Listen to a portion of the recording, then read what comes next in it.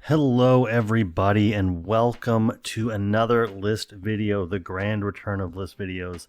We are upgrading from top 5s to top 10s, I think going forward, mainly because I was finding that some of these lists were already pushing it to become top 10s, and I was making a lot of hard decisions to cut it down to top 5s. And also I think that it just opens up the discussion to have a little bit more nuance. You're able to get more stuff in. And it allows other people to kind of realize that something that was should have been a top 5 ended up with a card that they love would have been like my 8th in the top 10. So we are going to be starting a pretty easy series to wrap my mind around, and that is the top 10 hero cards by wave, and we are starting right now with the most recent wave, the Agents of S.H.I.E.L.D. wave, aka wave 9. And I am recording this the weekend or the Monday following the release of Winter Soldier and Falcon. So it's entirely possible that any cards out of their kit that fall onto this list might be a slot or two difference. Maybe they're not as good as I thought they were, or I realize in the future that I love them more than I talked about here. But either way, let's get into it. And pretty simple rules here. It just has to be a part of the hero kit. I have not included any heroes on this list. In fact, as I've preemptively looked through this with multiple waves, I don't know that a hero is going to necessarily be on the list, only because I think it's going to take an awful lot for a hero to be in the top 10 of all the hero cards for the wave. But let's not waste any more time. I've already wasted a lot of time explaining this. Let's get into my number 10, which is T'Challa. I think he's the only ally on this list today. And he is a 4-cost ally with 2 thwart, 2 attack, 3 health, and the Genius in Wakanda trait. He has a hero response of, after T'Challa uses a basic power, resolve the special ability on 1 Black Panther upgrade you control. And I really like this because while I have had a lot of success with Shuri's attack and thwart events that do the same thing, that they resolve a special ability on one of your cards, I've just found that when you play T'Challa, he comes down, maybe you give him some extra health, maybe you are healing him in some way throughout the course of the scenario, depending on what aspect you're in. But just being able to just make a thwart and maybe deal the damage, or whatever the special ability that you happen to have in play, being able to get that multiple times and have it not be restricted to, I have this card in my hand, I need to empty my hand so that I can draw more cards. Obviously he is expensive, which is why he's also my 10. He's not the best card in this list by far, but I think that in terms of just like what he's capable of doing, I've grown a lot of appreciation for him.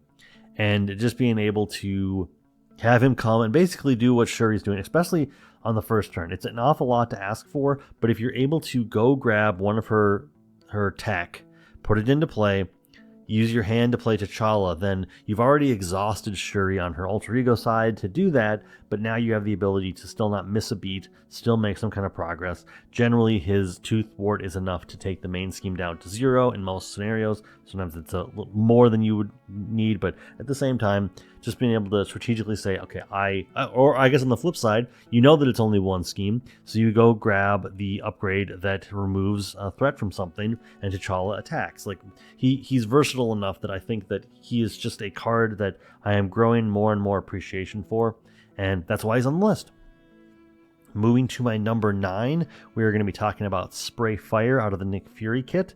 It is a 3-cost event, attack, hero action, attack. Choose a player, deal 3 damage to the villain, and each minion engaged with that player, this attack gains ranged. And what really pushed this into the list was this attack gains ranged. Being able to combo this with Sharpshooter to bump up the amount of damage to 4, maybe 5 in most situations, and really get a wonderful use out of that has been such a strong event that wipes the table in those moments when I need it the most. In other cases where you're still using Sharpshooter, the Sharpshooter just sticks around, but even if all you're doing is dealing 3 damage, maybe 4 damage to the villain, and a minion engaged with a player, maybe yourself, that's generally enough to open up the way to get more damage through. This is hurt slightly by the fact that if you have guard, you're only dealing damage to the minion, and the villain gets away with it. But at the same time, those kind of things are kind of fewer and far between. I don't want to look at corner cases to be the deciding factor on what cards I do and do not enjoy. But just every time I've played Spray Fire, probably the 6 or 7 times where it's and I'd say probably half of those times with Sharpshooter, it's done a lot of really good work, and I just feel like in terms of what Nick Fury has going for him, this is like just one of my favorite cards, and it has worked out so wonderfully. Next up, we have a new card at my number 8, and that is Arm Block from the Winter Soldier pack, and it is a 1-cost event, defense and attack traded, with the hero interrupt of attack defense. When an enemy attacks, deal 3 damage to it if you exhausted Cybernetic Arm, which is his upgrade that generates a wild resource.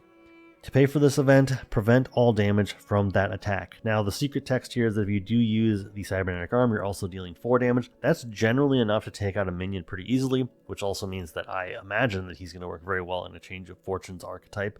I have not gone down that route yet, but in terms of just what it does on its surface, even if all you're doing is dealing 3 damage, that's still pretty good. If you're preventing all the damage and dealing 4, I think that is the place where you want this card to be, and it's so easy to get that off. Like in a different world where you were talking about a different hero that needed their upgrade of choice to do something, and it's not as reliable, you're not guaranteed to have it because it's not what the entire kit is built around, then those kind of cards do go down in value. But Arm Block has the advantage of the Cybernetic Arm is something that you should pretty much always have in play. If not, then it's just a simple trip to Alter Ego to grab it. You are ruining the tempo a little bit there, but at the same time, yeah, this card in the 4, maybe 5 games I've played with Bucky now, because I went wild with Bucky over the weekend. This card has always just been one where I'm excited to play it because it means that it's handling a minion, or I guess even the villain, but it's handling a minion which is also going off his ability, removing threat from a scheme. This has always done dividends, and I've just been impressed with it every time. I didn't think too highly of it originally, but it has risen up in my evaluation of Bucky's cards. Speaking of Bucky's cards, let's get into my number 7, which is Safe House number 30. It is a 1-cost support, location S.H.I.E.L.D. It has an alter ego action of Exhaust Safe House number 30. Search the encounter deck for a minion and put it into play. Engage with you, shuffle, then draw 1 card. What I like about this is minion summoning, which is feeding into what Bucky wants to do. He wants to defeat enemies, remove threat from schemes. And this allows you to get a minion into play at a point when you are pretty safe. Like you either go, we're going to put a minion into play, maybe they've got low, maybe they've got 0 scheming, so you can just kind of stay in alter ego. You're not going to get ruined by that. You can be in alter ego, bring in a quick strike minion. That's the classic example. Bring in a quick strike minion, avoid the quick strike, flip up, and then just take it out. Either way, you're drawing a card. This is getting you some extra card advantage, while also it's searching the encounter deck. So you get to pick the minion you're going to grab. Maybe you're going to grab a minion that you know somebody else at the table would just fold to. In the hypothetical where you're playing with Valkyrie, you can just go grab Enchantress. You can put all the bad Enchantress stuff on yourself. I don't know why you would do that, but that's enough that it just kind of puts Valkyrie completely into her place. And so if you can do that and basically just improve your chances by having Bucky handle it, in a let me handle this kind of strategy. But either way, that's all pie in the sky stuff. At the end of the day, I just think this is a really cool design space. I think it's really unique, and just the chance to go grab a minion I just think is so interesting, especially just to play into what he's trying to do. And yeah, I think I've only used this in 2 games, but obviously in those games it gets multiple uses. And it's always just been one where it's fun to sequence your turn and what am I going to do with the safe house? And yeah, it's just been a good time so far. And this is one that I could see going up on the list. Not sure yet. Moving on to my number 6, we're looking at Eyepatch Camera out of the Nick Fury pack. I think this is going to be it for Nick Fury. I don't remember precisely. It is a 2-cost upgrade, preparation tech traded, and here interrupt when any amount of threat would be placed on the main scheme. discard Eyepatch camera, place up to 3 of that threat onto your suit form, upgrade instead. So what I like about this is very akin to counterintelligence, but it's in a way that is, pushing itself into what Nick Fury is already doing. And that's putting threat onto his suit, which on one side just allows you to be in hero form, but have enemies scheme, and you get to take some of that threat and put it onto the suit, as long as the suit does not have. I think you can. The suit's ability itself can get you up to a max of 6. Obviously, there are other cards like this one that are going to allow you to go beyond that, but then you can turn that threat in, I think it's lumps of 3 into damage when you make your attack event. So this just helps you to make your attacks even stronger. You are slowing down the threat being added to the main scheme, or I guess any scheme really. Oh no, it's the main scheme, sorry. I don't know what I was thinking. We don't normally add too much threat to side schemes after they've already been in play. Either way, you are pushing forward your game plan. You're turning that threat into damage later, or other things like his watch, I think, makes genius resources, and you just remove threat from the suit. Either way, this is just a key component. It's maybe not the most flashy card, but I found that it just adds so much consistency to what Nick Fury is doing that I'm always happy to have it. And it is just, I loved counterintelligence before. This is an upgrade to counterintelligence. It's got preparation, so it interacts with all the preparation stuff. That's been such a great boon this wave. It's just what preparations were able to do. And yeah, overall, I really like this card, and that's why it makes my top 10. Moving on to my top 5, we are going to be talking about a card that I think maybe I alone like. I feel like a lot of people don't find this to be as fun as I do. But I guess that kind of shows off player personality, player play style, and that is Smooth as Silk, which is a 0-cost event out of the Silk pack. It is a hero action. Choose an enemy or scheme in play. Discard cards from the top of the encounter deck until a card with the same encounter set as the chosen card is discarded. Tuck that card under Silk, which means that it's just under it. It's face up. You get to reference it for whatever uses you need. And what I'm impressed by this the most is generally... Well, first of all, there's always a scheme in play that is aligned with the villain. But generally, there's a lot of scenarios where at least one minion is in play at the beginning of the game. And this just allows you to set the tempo for what you're going to be doing. You get to make sure that all of those upgrades that care about the encounter set, they've got at least one in the chamber. They're going to be able to do it at least once. Because so often, so many of Silk's cards are going to be discarding cards that are tucked under her to do something. I guess additionally, that also means that you have a card under her that you can then, when you go to Alter Ego form, you can discard to draw 2 cards. It does add to that. I think that might be the last option that I would be doing when I'm looking at my decision tree here. But just being able to say, hey, we're going to be able to turn on things like Eidetic Memory so that we can swap out this card I'll be grabbing with something else is good. Being able to turn on the upgrades is also great. I think this is one of those cards that it's not immensely impressive, but I think that it is enabling Silk to be able to do what she's looking to do on the first turn, which there are a lot of heroes where what you'd like to be doing on the first turn is not always readily apparent. It's not always something that is you can always turn on. You can always have it active the entire game. And Smooth as Silk maybe isn't a card that I'm hard mulliganing for, but if I have it, I'm going to go, okay, what options do I have with this? And that's going to be a card that I'm going to, in my mulligan, probably very strongly want to sell myself on to try to figure out, I think this card is better than any other card I could see. And that's not always the case. You have to go scenario by scenario, but in terms of the times when I've played Smooth as Silk, it has always benefited me far more than I think. Like when this card was previewed, I thought, oh, that's pretty cool. But the more I play with it, the more I realize just how much it's enabling what I want to do and how much fun that I generally have because Silk is doing what she's meant to be doing. Moving on to my number 4, we have the Iliad out of Maria Hill's pack. And this is a 6-cost upgrade, shield and vehicle traded with 3 uses, mission counters. Action, exhaust the Iliad and remove 1 mission counter from it. Choose to either deal 5 damage to an enemy, remove 4 threat from a scheme, or heal 3 damage from an identity. And part of Maria Hill's gimmick is that she is going to be able to move counters from other shield supports onto, you can basically move a counter from one shield support to another one. So that means that the Iliad, while probably not the best of the 6 cost supports that she comes with in her actual deck, I think this is in terms of the consistency, like this is always going to be a part of your game when you play Maria Hill. This is a known quantity. This is something you're going to have.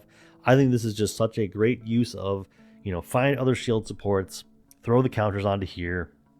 Maybe you get so much of Maria Hill is built around the idea that you have certain shield supports that are just there to provide their counters. I think that there is a more interesting Maria Hill deck where you have your one support that you care about, but the other supports that are in play, you also do want to use them. It's just, if they have 3 counters, maybe 2 of them are going to go to the Iliad, and one of them is just there to do its thing.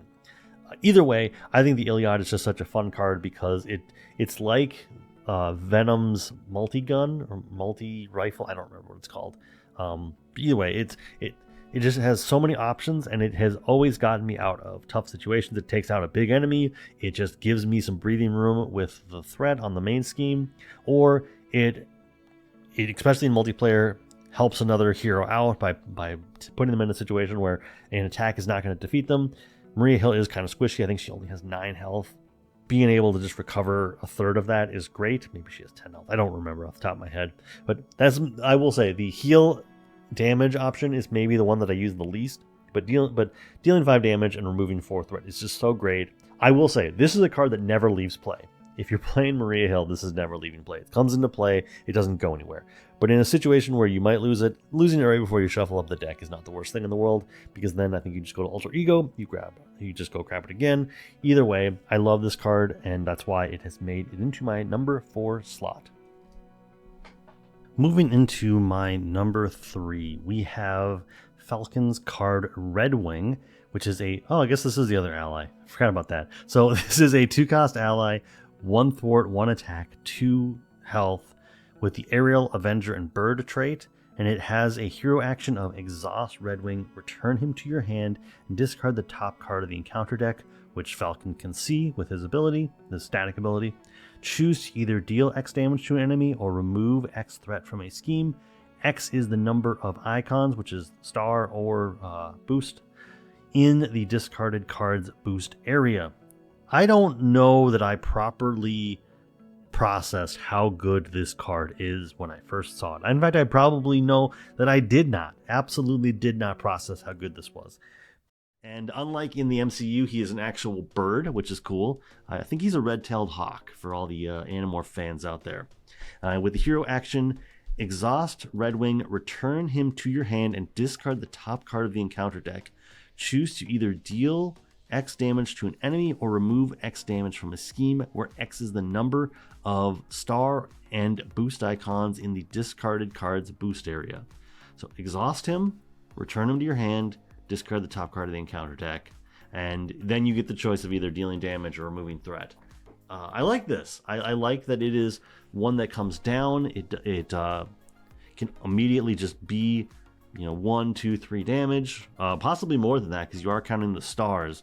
And I guess I can't think of a card that has 3 boost icons and then also has a boost ability. That seems pretty heavy-handed, but that also does bring up the amount of what you're going to be doing, the amount of the effect, because you're going to hit less zeros, you're going to hit more 1s and 2s and 3s, and so this actually seems pretty good.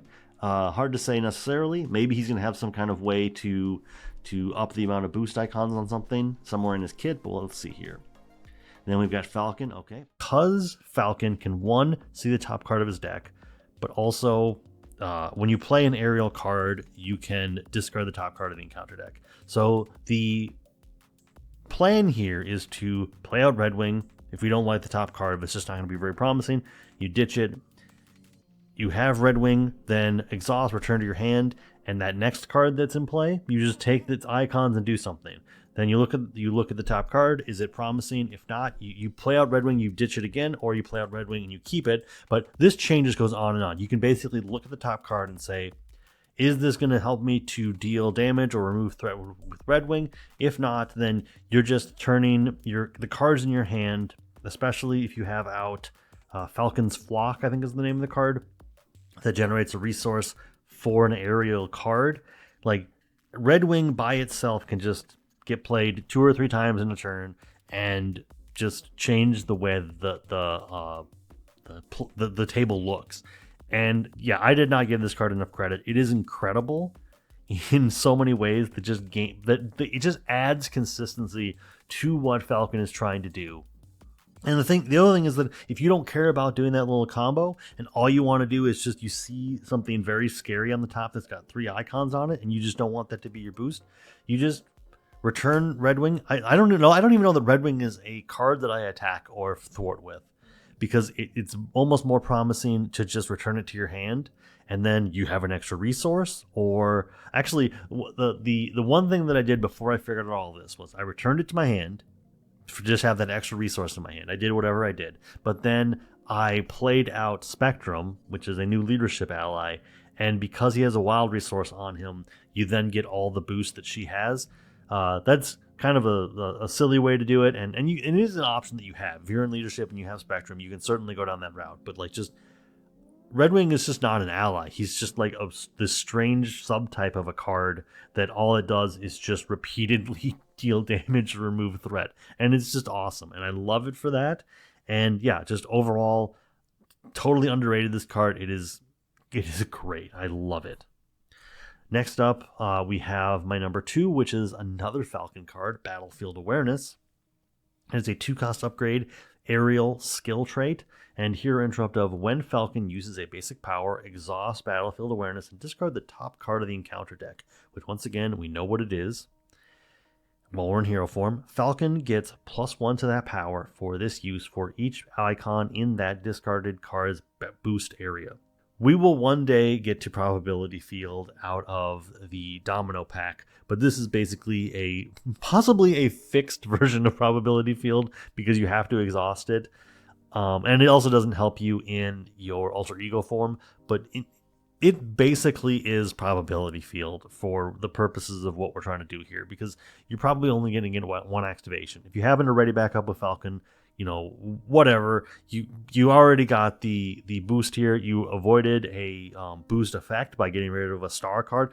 I will hard mulligan for this card because it just makes the game more consistent. It makes Falcon better, and you can this is repeatable. You just get to exhaust it every turn and just do something awesome. And yeah, it's just, I could not celebrate it more. It is a card that I don't even know that I saw it in the previous season. I think it was previewed by a creator. But yeah, this is just an incredible card, and it is definitely one that I absolutely love from this wave. And on to my number 1, which is out of the Silk pack, and that is Eidetic Memory. A 1-cost upgrade superpower.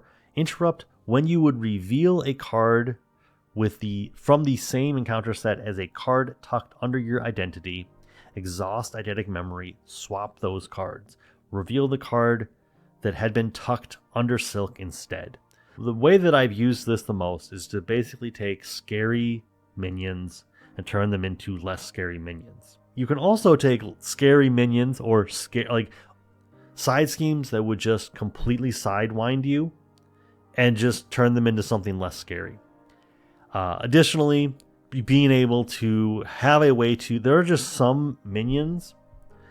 I guess there's plenty of card types, whether it be a treachery or whatnot. Like, there are just cards like the one I think about the most is Monster out of Eugen Formula. She's not fun. You just want to get rid of her, and just turning her into a side scheme that you can handle or a minion that you can handle is so much better than having to deal with her. And this is just such a fun way to use the cards tucked under here, because the thing is, you're also not losing access to that encounter set. You still have it. You've just now taken a card that you don't want to see in the deck and in your encounter stack, and just turn it into something you're not scared of. And it's hard to articulate, because it's just like, this is a good card. It's hard to articulate just how good it is without just repeating myself, because I feel like I've already repeated myself a bunch. But yeah, it turns into this way of just making Silk so much more consistent. It's the same thing I was saying about Battlefield Awareness with Falcon. It's just it takes away some of the stress of the game and just allows you to play with the encounter deck in a way that other heroes just can't. And so, yeah, that is my top 10 list. What cards out of Wave 9 hero packs do you enjoy? What did I miss? What did I overlook? What am I underselling? What am I overselling? Let me know in the comments, and I will see you all in the next video. Thank you so much. Have a great day, and I will see you next time.